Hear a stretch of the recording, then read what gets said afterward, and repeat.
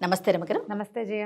రమగారు, ధనుర్మాసం మరి ఆ మాసం యొక్క విశిష్టత ఏం చేయాలి, విధి విధానాలు? మార్గశిర మాసం కొంత అయ్యాక సూర్యుడు ధనుర్రాశిలోకి సంక్రమణం చెందుతాడు. సూర్యుడు ప్రతి నెల సంక్రమణ ఉంటుంది కదా, అవును. మాసంలో సంక్రమణ ఉంటుంది. ఒక రాశిలో నుంచి ఇంకో రాశిలోకి మారతాడు. కార్తీకంలో మనం ఒకసారి మాట్లాడుకుంటూ ఉంటాం దాని గురించి. సంక్రమణం చెందాడు సూర్యుడు ఈ రాశిలో ఉన్నప్పుడు, ఇట్లా ఉన్నప్పుడు, అలా ఉన్నప్పుడు మాట్లాడతాం. అయితే ఇప్పుడు ఈ రెండు సంక్రమణాలు ఇప్పుడు ఈ నెలలో వచ్చేవి. మార్గశిరంలో వచ్చేది, మార్గశిరం తర్వాత నెలలో మారిపోయేది, రెండు చాలా విశేషమైనవి. ఇప్పుడు ఈ ధనుస్సు సంక్రమణం ధనుస్సులోకి వస్తాడు, ధనురాశిలోకి. సూర్యుడు ధనురాశిలోకి రాగానే నెలపట్టు పట్టిందంటారు. నెలపట్టు వాళ్ళంతా అదే మాట్లాడతారు, నెల పట్టడం. ఈ నెల రోజుల పాటు విశేషమైన పూజా విధానాలు చేసుకుంటాం. ఇదేంటంటే ప్రత్యేకంగా వైష్ణవులకు సంబంధించిన పూజా విధానంగా కనపడుతుంది, కానీ సార్వజనీనంగా రెండు తెలుగు రాష్ట్రాల్లోనూ ప్రధానంగా చేసేది గొబ్బిళ్ళు పెట్టడం. ధనుర్మాసం పూర్తయ్యేసరికల్లా, అంటే మకర సంక్రమణం రాగానే వాళ్ళ సంక్రమణం పండగ చేసుకుని సంక్రాంతి పండగ చేసుకుంటాం, తర్వాత కథ మారిపోతుంది. అయితే ఇప్పుడు ఈ సంక్రమణం ఎలా వెళ్తుంది, మనకు ఒక నెల రోజుల పాటు నడుస్తుంది కదా. ఇక్కడ నుంచి ఈ ధనుస్సులు ఏం చేస్తారు, ధనుర్మాసం అంటారు. ధనుర్మాసంలో మామూలుగా వేసే చుక్కల ముగ్గులు కాకుండా గీతల ముగ్గులు పెట్టుకుంటాం. ప్రతి వాకిట్లోనూ గీతలు మారిపోతాయి. అక్కడి నుంచి ఆవు పేడ సేకరించి, మరి పల్లెటూళ్ళల్లో ఇప్పటికీ పెడుతూనే ఉన్నారు. పట్టణాల్లో మనమేం పెడతాం, సిటీలలో పెట్టలేకపోతాం కదా. కాకపోతే గొబ్బిళ్ళని తలుచుకుంటాం. గొబ్బిళ్ళని యథాశక్తి టీవీలు సోషల్ మీడియా వాడుకుంటాయి, మనం ఊరికే చూసి ఆనందించడం తప్పిస్తే ఏమీ చేయలేం. అయితే ఇలాంటప్పుడు గొబ్బిళ్ళు పెట్టడం, తర్వాత తల్లి గొబ్బెమ్మ, పిల్ల గొబ్బెమ్మ, తర్వాత సాయంకాలం పూట సందె గొబ్బిళ్ళని గొబ్బి తట్టి ఆటలాడడము అన్నీ విశేషంగా చేస్తాం. ఈ రోజుల్లోనే గంగిరెద్దుల వాళ్ళు, హరిదాసులు తెల్లవారుజామునే ఆ మంచులో వాళ్ళు మంచును చీల్చుకుని మనుషులు వస్తూ ఉండటం, హరినామ సంకీర్తన వినపడడం చిన్నప్పుడు బాగా కనపడేది. అవును. తర్వాత ఇవి పండగ రోజులు, ఏంటంటే ధాన్యం ఇంటికి వచ్చే రోజులు. హరిదాసులకి ఈ మన గంగిరెద్దుల వాళ్ళకి దోసేళ్ల కొద్దీ ధాన్యాన్ని దానం చేసే రోజులు. ఈ ధనుర్మాసంలో చేసే దానము విశేషమైన ప్రాధాన్యతను సంతరించుకుంటుంది. ఇప్పుడు ధాన్యం దానం చేస్తే ఇబ్బడి ముబ్బడిగా పండుతుంది అనుకుంటారు పంట, అంటే రైతులైతే. మామూలు వాళ్ళు మనం ఏం చేస్తాము, ఏదో బియ్యం ఉంటాయి, ఓ గుప్పెడు బియ్యం పెట్టడం. ఇప్పుడు ముష్టికి బియ్యానికి వచ్చే వాళ్ళు ఎవరైనా ఉన్నారా భిక్షకి? అస్సలు బియ్యం కాదు రమ్మగారు, వండిన అన్నం కానీ కూరలు కానీ ఇస్తేనే తీసుకోవట్లేదు. ప్రెసెంట్ అలా ఉన్నారు కదా. కాలం మారిపోయింది, అన్ని రకాలుగాను మారిపోతాయి కాలాలు. ఈ కాలం కూడా మారిపోయింది. కానీ ఈ సంక్రమణం తర్వాత ఉత్తరాయణ పుణ్యకాలం వస్తుంది. ఉత్తరాయణానికి ఆది కాలం అన్నమాట ఈ నెల రోజుల్లో విశేషంగా విష్ణువుని సంకీర్తన చేస్తారు. ఈ నెల రోజుల పాటు గోదాదేవి చెప్పినటువంటి తిరుప్పావైని పారాయణ చేస్తారు. ప్రతిరోజు రోజుకొకటి తెల్లవారుజామున అన్ని విష్ణువాలయాల్లో కూడా, విష్ణు క్షేత్రాలలో 108 దివ్య దేశాల్లోనూ, తర్వాత మన ఇంటి చుట్టుపక్కల మన ఊళ్ళల్లో ఉన్న చిన్న పొన్న అన్ని యావనల్లి కృష్ణాలయం, వేణుగోపాల స్వామి దేవాలయం, రామాలయాల్లో, వెంకటేశ్వర స్వామి ఆలయాల్లో, నరసింహస్వామి దేవాలయాల్లో అన్ని చోట్ల కూడా ధనుర్మాసాన్ని విశేషంగా చేస్తారు. మార్గళి అంటారు. మార్గళి.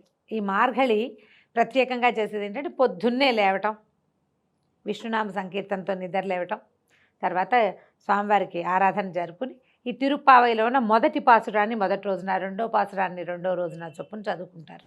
ఈ తిరుప్పావై ఎలా చేసుకోవాలి అని మన వాళ్ళంతా స్టార్ట్ చేయాలని భావిస్తారు, కానీ ఇది ప్రత్యేకంగా ద్రవిడ భాషలో ఉంటుంది కాబట్టి వైష్ణవులు చేసే విధానం. కానీ దేవాలయాలు, అన్ని విష్ణువాలయాలు మనవే కదా. పొద్దున్నే చక్కెర పొంగల్ పెడతారు చక్కగా. చక్కెర పొంగలు, దద్దోజనము, తర్వాత వెణ్పొంగలి, మిరియం పొంగలి పొద్దున్నే ప్రసాదాలు ప్రతిరోజు నిత్యము చేస్తారు. ఈ 30 రోజులు చేసే ఆరాధన చాలా విశేషమైన ప్రాధాన్యతని సంతరించుకుంది. మన అన్ని దివ్య దేశాల్లో చేస్తారు. తిరుమలలో ప్రత్యేకంగా ఈ 30 రోజులు సుప్రభాత సేవలో తిరుప్పావైనే గానం చేస్తారు. ఈ ప్రబంధాన్ని దివ్య ప్రబంధన ఈ నెల రోజులు స్వామివారి మేల్కొల్పు తిరుప్పావైతోటి. తర్వాత శ్రీరంగం నుంచి అమ్మవారు ధరించిన మాల కూడా వస్తుందని చెప్తారు ఇక్కడికి. ఇవిడ గోదాదేవి కథని విశేషంగా చెప్పుకోవాలి కదా. ఆమె తను శ్రీరంగంలో అయ్యవారికి తను ధరించిన మాలని సమర్పించేది. ఆయన అది తెలుసుకున్నాడు, ఆ వెంట్రుక వచ్చిందని ఆ తండ్రి చూసి బాధపడితే, ఆయన ఆ అమ్మాయి ధరించిన మాలే నాకు కావాలని భగవంతుడు స్వయంగా అడిగాడని ఆవిడ ఇట్లా వ్రతం చేసి మాలలో వెంట్రుకు వచ్చింది. మాలలో వెంట్రుకొచ్చి ఇట్లా మెడలో వేసుకుని చూసుకునేది ఇంత పొడుగు జుట్టు. ఒకరోజు ఆ దండలో మాలలో వెంట్రుకు కనపడింది తండ్రికి. అయ్యో ఇదేమిటి ఇట్లా వెంట్రుకు వచ్చింది, స్వామివారికి సమర్పించేది అపవిత్రం కాదు, వెంట్రుక అపవిత్రమైన వస్తువు. ఆయన తెలుసుకున్నాడు, కూతుర్ని అడిగితే నేను వేసుకున్నానని చెప్పింది. మనసు అయ్యింది, వేసుకోవాలనిపించింది. తను వేసుకున్న మాలనే ఇస్తోంది స్వామివారికి రంగడికి. దాంతో ఆయన చాలా బాధపడ్డాడు. అపచారం చేశాం, ఎంతకాలంగా ఇలా తప్పు జరుగుతుందో నన్ను క్షమించమని భగవంతుడికి ఎంతో ప్రార్థన చేస్తే, కాదు నాకు ఆ మాలే అదే ఇష్టం నాకని అడిగేట ఆయన రంగనాథుడు. ఆ మాల ధరించకపోతే నాకు లోటుగా ఉంటుంది, ఆమె ఒంటి మీద నుంచి వచ్చిన మాలే కావాలి నాకు. ఈవిడిని ఆ కృష్ణుడిని ఆయన్నే రంగడినే ప్రేమిస్తున్నాను, ఆయన్నే వివాహం చేసుకుంటానంటే పెళ్లి కూతురుగా అలంకరించి తీసుకెళ్తే ఆమె దివ్య జ్యోతిగా మారి స్వామి ఆయనలో ఐక్యమైపోయారా. ప్రత్యేకంగా ఈ నెల రోజుల్లో ఈ మాట చెప్పుకోవాలన్నమాట. రోజు ఇప్పుడు ఆమె చదివిన 30 రోజుల ఆ దివ్య ప్రబంధాన్ని మనం తిరుపావైని నువ్వు నేను చదువుకోలేకపోతాం. అవునండి, ద్రవిడ భాషలో ఉంటుంది. ప్రత్యేకంగా వైష్ణవ కుటుంబాల్లో నేర్పిస్తారు. నాకు కూడా కొన్ని వచ్చు, నువ్వు నేను అంటే నాకు వచ్చు కానీ చేయటం లేదు, కానీ వచ్చు నాకు కూడా. అయితే అదే విధానం ప్రకారం చదువుకోవటం. మనం చదవలేము, ఏ దేవాలయంలో చదవబడుతుందో అక్కడి నుంచి ప్రసాదం తీసుకుంటే మనం చదివినట్టే. అంతే, మీకు వచ్చు కనుక మేము చాలా సార్లు అడుగుతున్నాం, కానీ మీరు రాదని అనేస్తున్నారు. రైట్. అంటే అర్థం చెప్పేంత రాదు జయ, అట్లా చదువుకోలే, అర్థం చెప్పాలి కదా.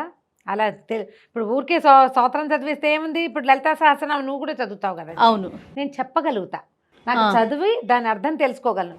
ఇది ద్రవిడంలో ఉండటం వల్ల అర్థాన్ని తెలుసుకునేలాగా చదివే అవకాశం భగవంతుడు నాకు ఇవ్వల. ఇచ్చుంటే వచ్చుంటే నాకు తప్పకుండా చెప్పేదాన్ని. ప్రతి సంవత్సరం ఇదే ఇష్యూ మనకి, మన ఇద్దరికి అదే మాట్లాడతాం, అదే చేయలేకపోతున్నాను. అవును.